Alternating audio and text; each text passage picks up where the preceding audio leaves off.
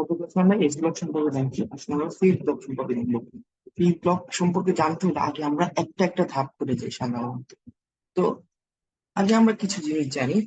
P block মৌলসমূহের মধ্যে কোন গ্রুপটা কোনটা অংশভুক্ত। এক হচ্ছে 13, 14, 15, 16, 17, 18। এখানের মধ্যে কয়টা গ্রুপ আছে? 1, 2, 3, 4, 5, 6টা গ্রুপ আছে। তো 6টা গ্রুপের মধ্যে 15 নাম্বার গ্রুপের একটা নাম আছে, 16 নাম্বার গ্রুপের একটা নাম আছে, 17 নম্বর গ্রুপের একটা নাম আছে, 18 নম্বর গ্রুপের একটা নাম আছে। তো 15 নাম্বার গ্রুপের নাম হচ্ছে, এটাকে বলে ন্যাক্টোজেন। 15 নাম্বার গ্রুপকে আমরা ন্যাক্টোজেন কেন বলি, আর 16 নাম্বার গ্রুপকে আমরা বলি চ্যালকোজেন। চ্যালকোজেন। তারপরে 17 নাম্বার গ্রুপকে আমরা বলি হ্যালোজেন।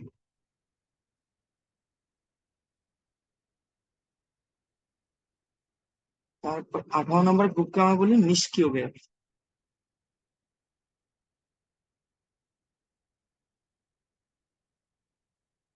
তো কেন বলি এটা আমরা এখন আগে জানি। তো চ্যালকোজেন বা নাইট্রোজেন, নাইট্রোজেন মানে হচ্ছে শ্বাসরোধকারী। যে সকল পদার্থ শ্বাসরোধ করে, যেমন নাইট্রোজেন ডাই অক্সাইড গুলো শ্বাসরোধ করে, sulphur die oxide, sulphur die oxide না, nitrogen die oxide, phosphorus oxide, এগুলো আমাদের শ্বাসরোধ করে।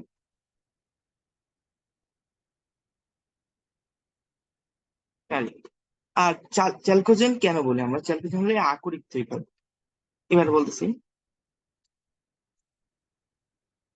আকরিক তৈরিকারী। এটা হচ্ছে, যেমন আমরা ধরো লেডের আকরিক পাইলে, লেডের মধ্যে আকরিক পাই, সালফার পাই, লেড অক্সাইড পাই। এখানে আকরিকের মধ্যে মেনলি আমরা সালফার অক্সাইড মানে 16 নম্বর গ্রুপের পরমাণুগুলো পাইতেছি। এই জন্য এটাকে বলে চ্যালকোজেন। হ্যালোজেন, সমুদ্রের যে সকল লবণ, আমরা বলি না সমুদ্রের লবণ হচ্ছে আয়োডিন যুক্ত, আয়োডিন একটা হ্যালোজেন গ্রুপ। তো এই হ্যালোজেন গুলো হচ্ছে সামুদ্রিক লবণ সৃষ্টিকারী।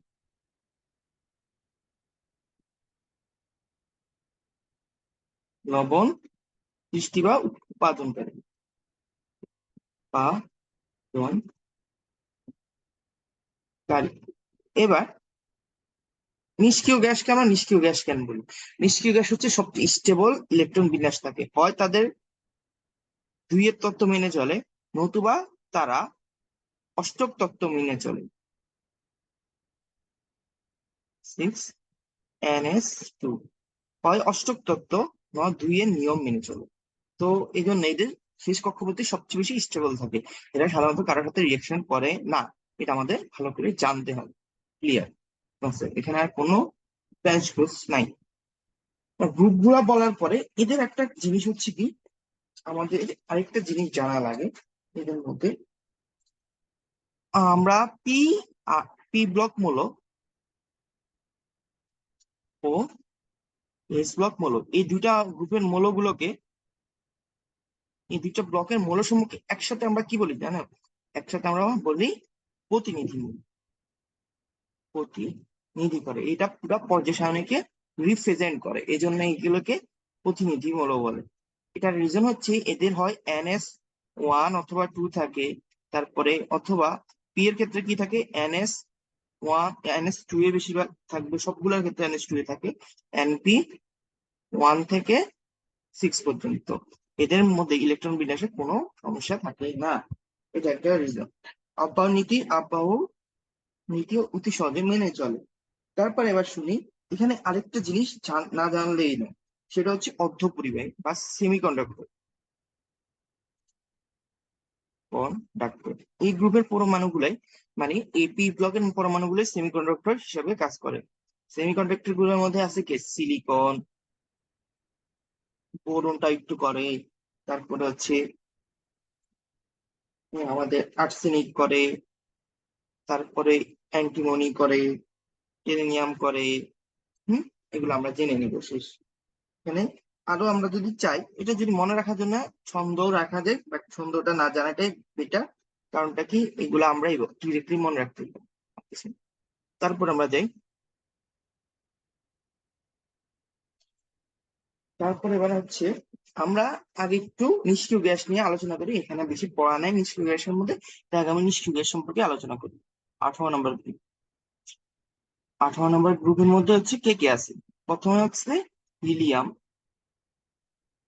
নিয়ন, আর্গন, ক্রিপ্টন, ক্যানন, আর হচ্ছে র্যাডন। একটু নিচে নামলে র্যাডনটা লিখতে পারবো। এবার দেখি প্রথম হিলিয়াম। আমরা হিলিয়াম জানি, এটা হচ্ছে সবচেয়ে হালকা গ্যাস হচ্ছে কোনটি, সবচেয়ে হালকা গ্যাস হচ্ছে এই গ্যাসটা। এই গ্যাসের পরে হিলিয়াম গ্যাস হলো হালকা, এটা হলো আমাদের কি থেকেও হালকা, এটা হচ্ছে আমাদের বায়ু থেকেও হালকা। এই জন্য এটা যখন আমরা বেলুনের ভিতরে হিলিয়াম গ্যাস দিই, তারপরে হচ্ছে এটা উপরে উঠে যায়। আমরা দেখি যে বেলুন গুলা দেখি বাতাসে উড়ে, ওগুলো আমাদের বেশিরভাগ ক্ষেত্রে হিলিয়াম থাকে। এবং হচ্ছে আমরা যখন গভীর জলে যাই, ডুবুরিরা ডুবুরিরা যে সিলিন্ডারটায় অক্সিজেন সিলিন্ডার নেয়, তাই না, ওটার ওজন যেন হালকা হয়, ওটা হালকা হওয়ার জন্য আমরা হিলিয়াম দিয়ে থাকি। হিলিয়াম 80% দিই, আর হচ্ছে অক্সিজেন 20% দিই, বুঝো। কারণ কি, আমার ওটা যতই ভারী হবে, ওই ডুবুরিটা আবার উপরে উঠতে ততই কষ্ট হবে। হম। নিয়ন। নিয়নটা আমরা বেশিরভাগ ক্ষেত্রে ইউজ করি কোন জায়গায়, বিমানের মধ্যে দেখবা মাঝে মধ্যে এক ধরনের লাল রঙের লাইট জ্বলে, ওগুলোকে বলে নিয়ন লাইট বিমান। ওটা হচ্ছে আমাদের নিয়ন লাইট ইউজ করি আমরা। আর্গন হচ্ছে একটা নিষ্ক্রিয় মাধ্যম। আমরা যে বাল্ব গুলা দেখি, হ্যাঁ, এখানে থাকে ফিলামেন্ট। তো ফিলামেন্টের মাঝখানে এখানেই থাকে হচ্ছে আর্গন গ্যাস। এটা হচ্ছে নিষ্ক্রিয় মাধ্যমের জন্য, নিষ্ক্রিয় মাধ্যমের জন্য। তারপরে হচ্ছে আমাদের ক্রিপ্টন, জ্যানন, রেডন। ক্রিপ্টন আর জ্যানন, এই দুইটা একটা জিনিসের জন্য কাজে লাগে, ফটোগ্রাফিক ফ্ল্যাশ বাল্ব।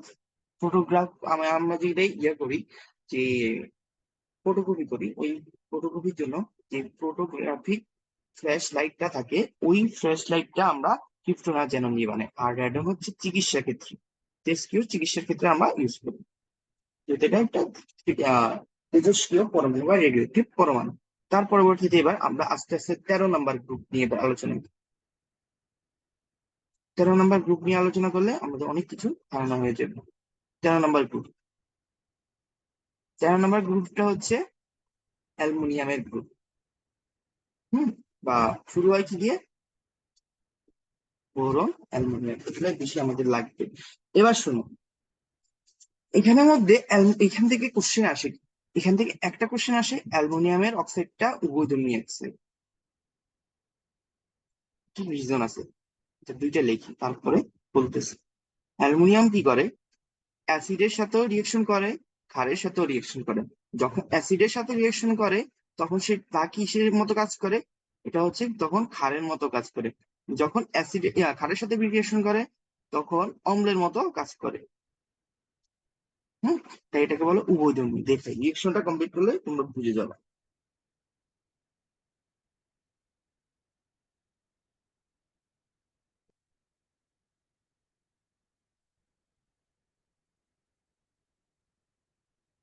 এটা হচ্ছে সোডিয়াম অ্যালুমিনেট।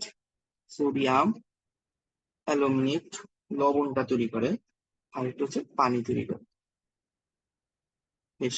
এটা হচ্ছে এই জন্য এটাকে, এই কোশ্চেনটার নাম কি, অ্যালুমিনিয়াম অক্সাইডকে কেন উভধর্মী অক্সাইড বলে, অক্সাইড বলে, এটা আমাদের জানা লাগবে। হ্যাঁ। তারপরে আরেকটা কোশ্চেন আসে, আরেকটা কোশ্চেন হচ্ছে এখান থেকে, অ্যালুমিনিয়াম ক্লোরাইড ডাইমার অণু গঠন করে। ডাইমার মানে কি এটা দেখাই দিই। ডাইমার মানে হচ্ছে এরকম, তো হচ্ছে 2Cl3 6, অথবা এটাকে আবার এইভাবে লেখা আছে Al2Cl3 হোল ব্র্যাকেটে 2। এবার আমরা জানি, আগে একটা জিনিস জানি, মনোমার মানে কি বলতে পারবা? মনোমার হচ্ছে পলিমারের ক্ষুদ্রতম একক। অনেকগুলা মনোমার মিলে তৈরি করে পলিমার। পলিমার, পলি মানে অনেক, আর মনো মানে এক। আর মনো মানে এক, আর ডাই মানে হচ্ছে দুই। মানে দুইটা অ্যালুমিনিয়াম ক্লোরাইড একসাথে গঠন করে। দুইটা অ্যালুমিনিয়াম পরমাণু মিলে, অ্যালুমিনিয়াম ক্লোরাইড পরমাণু মিলে আমাদের ডাইমার তৈরি করে। কিভাবে এবার দেখি, আগে কেন করে আগে এটা জানি। আগে অ্যালুমিনিয়াম ক্লোরাইডের ইলেকট্রন বিন্যাসটা দেখি। 1s2, 2s2, 2p6, 3s2, 3p, কত 1, 13 মিলছে, তাই না? এটাকে এবার উত্তেজিত করি।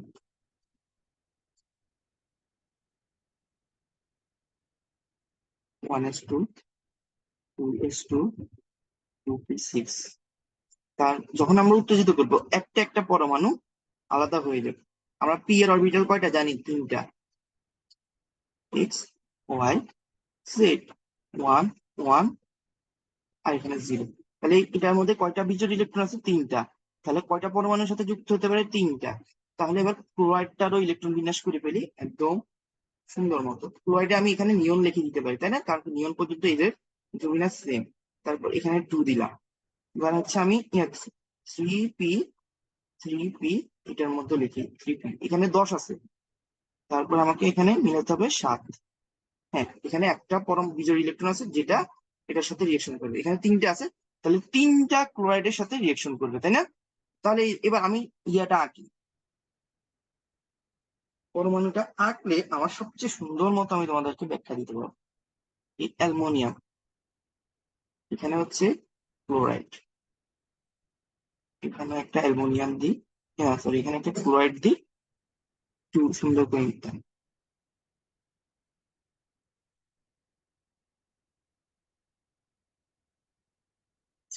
মানে কি রবারটা নিয়ে নিই, তারপরে রবারটা কানেক্ট হয়ে গেছে। একটা মিনিট, রবারটা কানেক্ট করে এটা, এটা একটু নিচে নিই।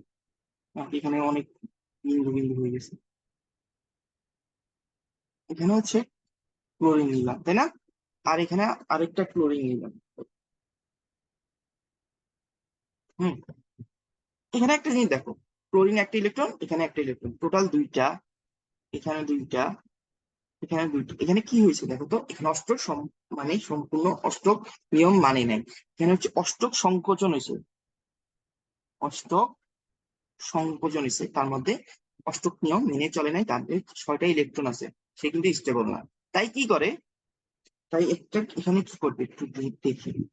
এখানে কিন্তু সবগুলো, এটার মধ্যে আরো আরো কয়টা 6টা ইলেকট্রন আছে, এটার মধ্যেও 6টা ইলেকট্রন আছে, এটার মধ্যেও 6টা ইলেকট্রন আছে, এটার মধ্যেও 6টা ইলেকট্রন আছে, এটার মধ্যেও 6টা ইলেকট্রন আছে, এটার মধ্যে। এবার দেখ আরেকটা অ্যালুমিনিয়াম পরমাণু, অ্যালুমিনিয়াম ক্লোরাইড পরমাণুটা নিলাম। এখানেও তো একই রকম, একই রকম না? এখানেও আমাদের হচ্ছে কি, ক্লোরাইড এখানেও হচ্ছে অষ্টক সংকোচন অবস্থায় আছে। এবার একটা জিনিস দেখো, এটারও কয়টা ইলেকট্রন আছে বলতো? এটারও 6টা আছে, এটারও 6টা আছে, এটারও 6টা আছে, এটারও 6টা আছে। তো এবার দেখো, এই কি করে, এই এর দুইটা ইলেকট্রন সন্নিবেশ সমযোজী বন্ধনের মাধ্যমে একে দেয়, এ দুইটা ইলেকট্রন সন্নিবেশ সমযোজী বন্ধনের মাধ্যমে একজন একজনকে দেয়। সন্নিবেশ সমযোজী বন্ধন। সন্নিবেশ সমযোজী বন্ধনটা কি? সন্নিবেশ সমযোজী বন্ধন হচ্ছে সে সকল বন্ধন যেখানে একটা পরমাণু শুধুমাত্র ইলেকট্রন দান করে, কিন্তু অপর পরমাণু শুধু গ্রহণ করে, কোনো শেয়ার করে না।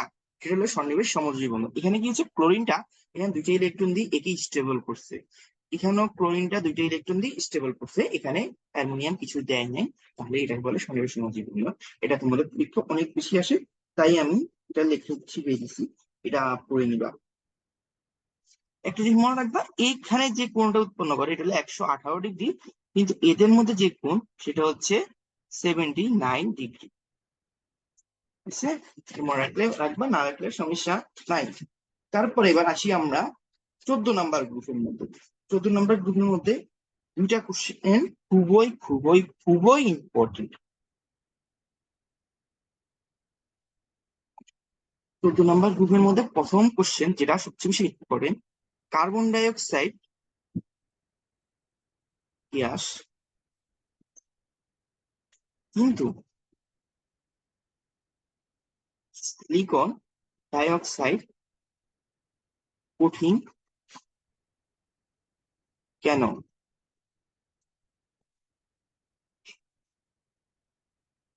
কক্ষ তাপমাত্রা। আমরা সবাই জানি সিলিকন ডাই অক্সাইডটা কি জানো? এটা হচ্ছে সিলিকা। সিলিকা মানে কি বলতে পারবা? সিলিকা মানে বালু, তাই না? কিন্তু কার্বন ডাই অক্সাইড কি? একটা গ্যাস যেটা আমাদের পরিবেশে থাকে, তাপমাত্রা বৃদ্ধির জন্য দায়ী, গ্রিন হাউস গ্যাস বলে যেটাকে। এটা সবচেয়ে ইম্পর্টেন্ট কোশ্চেন। এরা দুইটা কিন্তু একই গ্রুপের, 14 নম্বর গ্রুপ। আমরা 14 নম্বর গ্রুপ সম্পর্কে পড়তেছি, এটা মনে রাখবা। তো 14 নম্বর গ্রুপের মধ্যে এবার পড়তেছি কার্বন। একটা জিনিস দেখো, কার্বন কি করে? কার্বনের ইলেকট্রন বিন্যাসটা লিখি, এখানে সিলিকনের ইলেকট্রন বিন্যাসটা লিখবো, তারপরে আর অক্সিজেনের নিচে লিখে দিব, অক্সিজেন মাঝখানে লিখবো। কার্বনের 6, এটা মানে কি 1s2, 2s2, 2p, কত আমরা বলতে পারি 2p2, 6 মিলে গেছে। যদি কার্বনকে এবার উত্তেজিত করি তখন হচ্ছে 6, 1s2, 2s2, হ্যাঁ, 2p, 2p, 2p, x Y Z. একবার উত্তেজিত করলে কিন্তু কার্বনের আমরা কি বলে, কার্বনের যোজনী আমরা পাই না, এটা মনে রাখবা। অনেকে মনে করে কার্বনকে একবার উত্তেজিত করলে কার্বনের আমরা যোজনীটা পেয়ে যাই। কার্বনকে দুইবার উত্তেজিত করতে হবে। কার্বন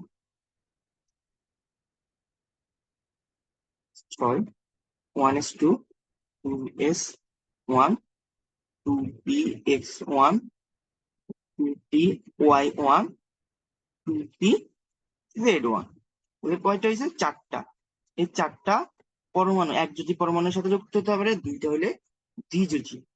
দ্বির ক্ষেত্রে দুইটা, একের ক্ষেত্রে একটা, একযোজি পরমাণুর সাথে। সিলিকন, সিলিকনে কত আমরা জানি? 14। মানে কি, নিয়নটা লিখে দেন। নিয়ন লেখা হলো 3s2, 3p2। সিলিকনে একই রকম ভাবে একবার উত্তেজিত করলে হবে না, দুইবার উত্তেজিত করতে হবে। তো 14 নিয়ন, 3s2, 3p, 3p, এখানে হচ্ছে আরেকটা 3p, এখানে 0, এক্স ওয়াই জেড, 1 1। তারপরে হচ্ছে সিলিকনকে আবার উত্তেজিত করলাম, কত? 14। এখানে হচ্ছে 3s1, 3px1, 3py1, 3pz1। এখানেও একই রকম চারটা, চারটা হাত, চারটা একক পরমাণু, একক একযোজি পরমাণু, আর দুইটা দ্বিযোজি পরমাণুর সাথে রিয়েকশন করতে পারবে, এটা আমরা বুঝছিলাম। কিন্তু এখানে সমস্যা হচ্ছে কি, এখানে মেইনলি সমস্যা হচ্ছে তার এটার মধ্যে বন্ধন গঠন। কার্বন কি করে? কার্বন অক্সিজেনের সাথে সোজাসুজি সরলরৈখিক একটা বন্ধন তৈরি করে ফেলে। এখানে আর সে আর অন্য কোনো বন্ধন গঠন করতে পারে না। কার্বনের গলনাঙ্ক হয়ে যায়, এজন্য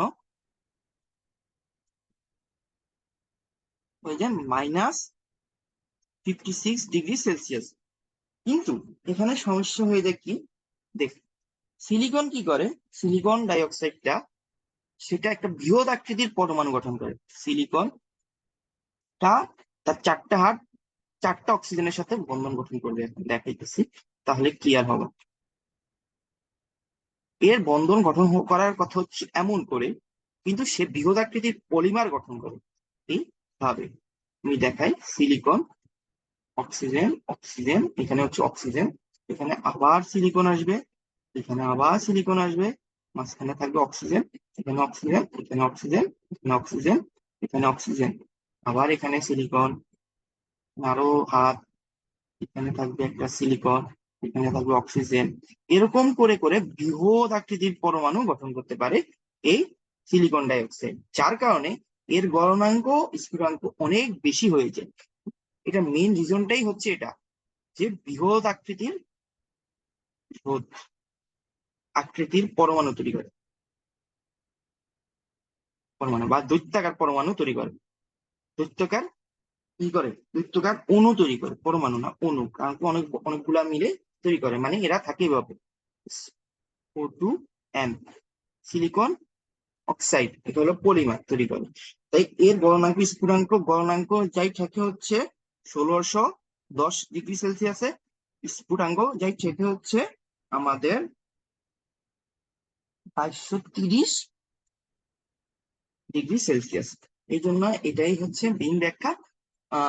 কার্বন ডাই অক্সাইড একটা সরলরৈখিক বন্ধন গঠন করে, তাই সে আর বৃহদাকৃতির কোনো বন্ধন গঠন করতে পারে না, সেখানে শুধুমাত্র দুর্বল ভ্যান্ডার ওয়ালস বল থাকে, দুর্বল ভ্যান্ডার ওয়ালস বল থাকে, আর অন্য কোনো বল থাকে না। এই জন্য সাধারণত আপনার কার্বন ডাইঅক্সাইড একটা গ্যাস, কিন্তু আমাদের সিলিকন ডাইঅক্সাইড একটা পলিমার আকৃতি গঠন করে, বা অনেকগুলা মিলিত হয়ে আমাদের দৈত্যাকার পরমাণু গঠন করে, যেটার ফলে হচ্ছে কি একটা চতুস্তরকীয় গঠন তৈরি করে, এবং তাই তার গলনাঙ্ক স্ফুটনাঙ্ক বৃদ্ধি পায়। এটা আমাদের সবসময় লাগবে। এবার হচ্ছে এখান থেকে আসার সেকেন্ড কোশ্চেনটা কি, এখান থেকে আসার সেকেন্ড কোশ্চেনটা হচ্ছে আমাদের সিলিকন ক্লোরাইড আদ্র বিশ্লেষিত হয়, বিশ্লেষিত হয়, কিন্তু ক্যালসিয়াম, সরি, সিলিকন টেট্রাক্লোরাইড আর হচ্ছে কার্বন টেট্রাক্লোরাইড মাত্র বিশ্লেষিত হয় না।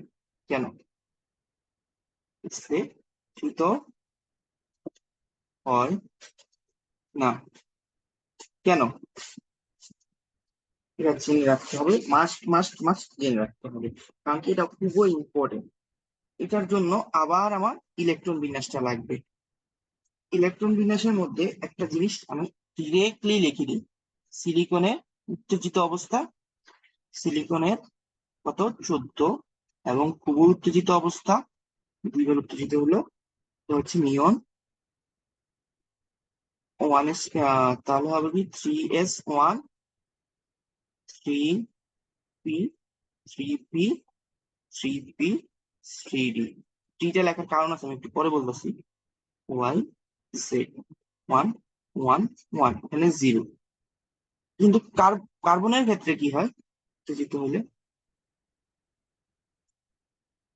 1:2p, sorry sorry sorry, 2s1, 2p, 2p, 2p, X Y Z 1 1 1। এখানে মেইন জিনিসটা হচ্ছে কি, এখানে আমাদের ইয়াতে সিলিকনের মধ্যে ডি অরবিটাল থাকে। ডি অরবিটাল থাকার কারণে যখন আমরা পানি দিই, পানিতে দুইটা অংশ থাকে আমরা জানি, একটা হচ্ছে প্রোটন আর একটা হলো হাইড্রোক্সিল আয়ন। হাইড্রোক্সিল আয়নটা বসার জন্য ডি অরবিটাল থাকে, ফাঁকা ডি অরবিটাল থাকে।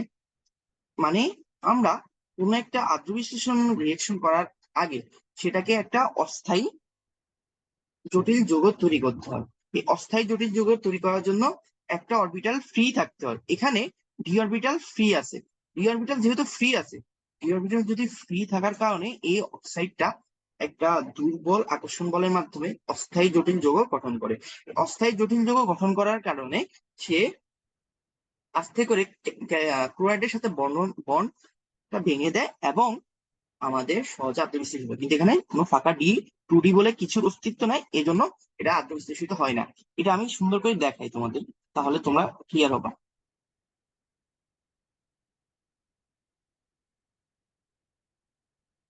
এর সাথে পানি দিলাম, পানি না, অক্সাইড দিলাম। এটা কি করবে, এটা আস্তে করে যে এখানের সাথে একটা আহ স্থায়ী জটিল যৌগ গঠন করবে। দেখো আমি দেখে স্থায়ী জটিল যৌগ কিভাবে গঠন করবে। এখানে ক্লোরিন, এখানে ক্লোরিন, এখানে ক্লোরিন, এখানে ক্লোরিন। এই স্থায়ী জটিল যৌগ মিন্স কি বলতেছে, এটা অক্সাইডের সাথে এরকম একটা বন্ধন গঠন করবে। যখন এই অক্সাইডটা এমন বন্ধন গঠন করবে, এটা মনে রাখবা, যখন এমন একটা বন্ধন গঠন করে ফেললো তখন একটা প্রবলেম হবে। কি হবে দেখো, তখন হবে কি, এই ক্লোরিনটার সাথে তার বন্ধনটা আস্তে আস্তে দুর্বল হতে থাকবে এবং আস্তে করে ক্লোরিনটা বের হয়ে যাবে। ক্লোরিন, সিলিকন, এখানে অক্সাইড চলে আসলো, এখানে হচ্ছে এরকম চারটা ধাপ কমপ্লিট হওয়ার পরে আমাদের এরকম করে এখানে চারটা অক্সাইড অক্সাইড দিয়ে দিই, তখন যে আমাকে সিলিকন অক্সাইডটা তৈরি হবে, চারটা স্থায়ী অস্থায়ী জটিল যৌগ তৈরি হবে। তারপরে এটা আদ্য বিশ্লেষিত হবে। এই জটিল যৌগটা গঠন হওয়ার মেন মানে উপায়টা কে দিছে, আমাদের ডি অরবিটালটা খালি ছিল, খালি ডি খালি ছিল, ডি অরবিটাল খালি ছিল এই জন্য। তো এই জন্য আমরা বুঝতে পারছি কি কিভাবে এটা জটিল যৌগ গঠন করে। এই জটিল যৌগ না, আমাদের আদ্য বিশ্লেষিত হবে অস্থায়ী জটিল যৌগ। ক্লিয়ার? হুম। এটা কিন্তু আমাদের কি বলে, ক্যালসিয়াম কার্বন টেট্রাক্লোরাইড, এটা পানির সাথে কোনো রিয়েকশন দেয় না, কারণটা কি, এর খালি ডি অরবিটাল, খালি ডি কি এর ডি অরবিটাল এনে অরবিটাল নেই, তাই এটা শেষ। তারপরে এবার আমরা আসবো একটা জিনিস, আর একটা জিনিস অবশ্যই এখানে যখন একটা জিনিস হইলো, এই অস্থায়ী জটিল যৌগ হইলো, তখন কিন্তু অষ্টক সম্প্রসারণ করছে। কেমন রাখবে, সম্প্রসারণ, কারণ এখানে 10টা ইলেকট্রন হয়ে গেছে, হ্যাঁ ঘটে। এটা মনে রাখবে, এটা মনে রাখলে সব কিছু পারবে, অস্থায়ী জটিল যৌগ বলো বা যেটাই বলো। হুম। তারপরে একটা জিনিস আমাদের আসে, একটা জিনিস আমাদের আসে, আরেকটা জিনিস, এটাও এখান থেকেই আসে। নাইট্রোজেন ডাইঅক্সাইড, নাইট্রোজেন ডাইঅক্সাইড না, নাইট্রোজেন গ্যাসটা নিষ্ক্রিয় গ্যাসের পরে, গ্যাসটি নিষ্ক্রিয় গ্যাসের পরে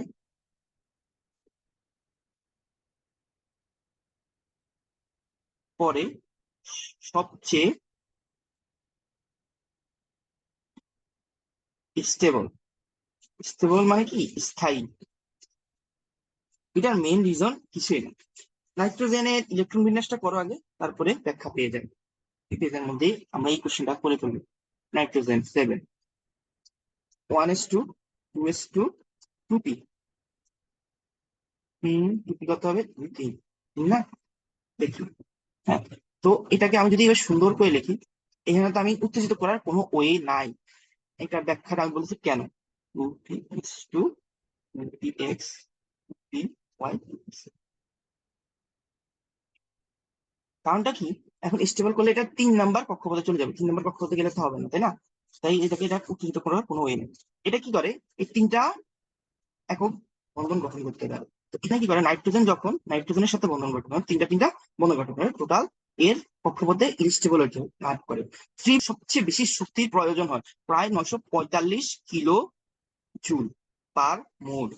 945 যদি কিলো মোল জুল পার মোল লাগে, তাহলে এটার স্টেবিলিটি অনেক বেশি এবং তাদের দূরত্ব অনেক কম।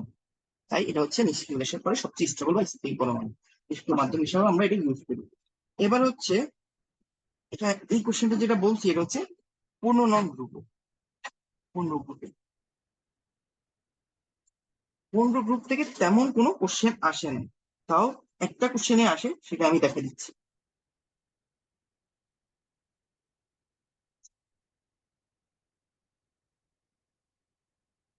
এই কোশ্চেন হচ্ছে FeCl5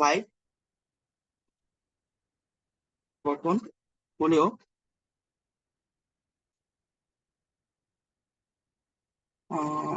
কি বলে, নাইট্রোজেন পেন্টাক্লোরাইড গঠিত হয় না কেন? এটা কিন্তু তোমাদের আসে, 2 নম্বরের জন্য আসে। এটার ব্যাখ্যাটা কিছুক্ষণ আগে আমি ওটার স্টেবিলিটি বা ইলেকট্রন বিন্যাসটা দিয়ে ব্যাখ্যা দিয়ে ফেলছি। এটা আমি করি, তারপরে ব্যাখ্যা দিচ্ছি। আর এখানে হচ্ছে নিয়ন দিয়ে লিখে দেওয়া যায়। এখানে হচ্ছে তাহলে হবে 3s2 3p3। এবার হচ্ছে বা 3p3 কে আমি এভাবে লিখতে পারি 3p(x1) 3p(y1) 3p(z1). এবার যদি আমি ফসফরাসকে উত্তেজিত করি 15, হচ্ছে নিয়ন নিলাম। তারপরে কি হবে 3s1 3p(x1) 3p(y1) 3p(z1) 3d(xy1). আমরা যদি ডি এর 5টা অরবিটাল থাকে তাও লিখি দিই, তাও তোমরা যদি জানো তাহলে আরো ভালো হবে। x 3d zx 3d x² - y² 3d z²। এগুলো সব 0 0 0, এগুলা ক্লিয়ার, এগুলা নিয়ে কোনো প্যারা নাই। শুনো, তো এখানে হচ্ছে কি 5টা একক বন্ধন গঠন করতে পারবে, তাই না? এটা মেইন রিজনটা কি, এটা ডি অরবিটাল আছে। কিন্তু নাইট্রোজেনে কি কোনো উত্তেজিত হওয়ার সুযোগ আছে? 1s2 2s2 2p3, বা 2p3 কে এভাবে লেখা যায় 2p(x) 2p(y) 2p(z).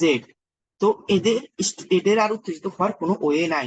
2s এর ইলেকট্রনটা কোনো জায়গায় যাওয়ার ওয়ে নাই, যেহেতু নাই, ডি অরবিটাল নাই, ডি নেই, তাই এটা আর 5টা পরমাণুর সাথে বন্ধন গঠন করতে পারে না, NaCl3টাই তৈরি করতে পারে। বুঝছো? তো এটা একটু এই কোশ্চেনটাই আসে আমাদের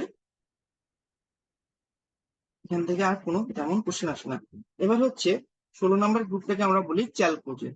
চ্যালকোজেনের মধ্যে শুধুমাত্র একটা কোশ্চেন আসে, কিন্তু যদিবা এটা এখানের কোশ্চেন না, ওই 16 নং গ্রুপের, ওটা আমরা,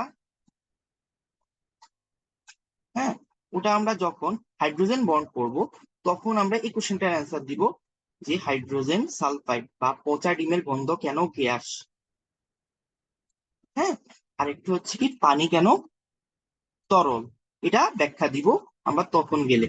এটা হচ্ছে হাইড্রোজেন বন্ডের কারণ, হাইড্রোজেনের মধ্যে, এখানে পানির মধ্যে হাইড্রোজেন বন্ড থাকে, আর এখানে হাইড্রোজেন বন্ড থাকে না, এখানে থাকে দুর্বল ভ্যান ডার ওয়ালস বল। তো ভ্যান ডার ওয়ালস বল থাকার কারণে এটা কি একটা গ্যাস। আর হচ্ছে 17 নম্বর গ্রুপ থেকেও তেমন কোনো কোশ্চেন আসে না, এটা মনে রাখলে হবে। 17 নম্বর গ্রুপের মধ্যে আমাদের হ্যালোজেন গ্রুপ থেকে আমাদের তেমন কোনো কোশ্চেন আসে না, এটা মনে রাখলেই হয়। যে একটা জিনিস, একটা কোশ্চেন খালি আমাদের নাম্বারে আসে, আন্ত হ্যালোজেন যৌগ। আন্ত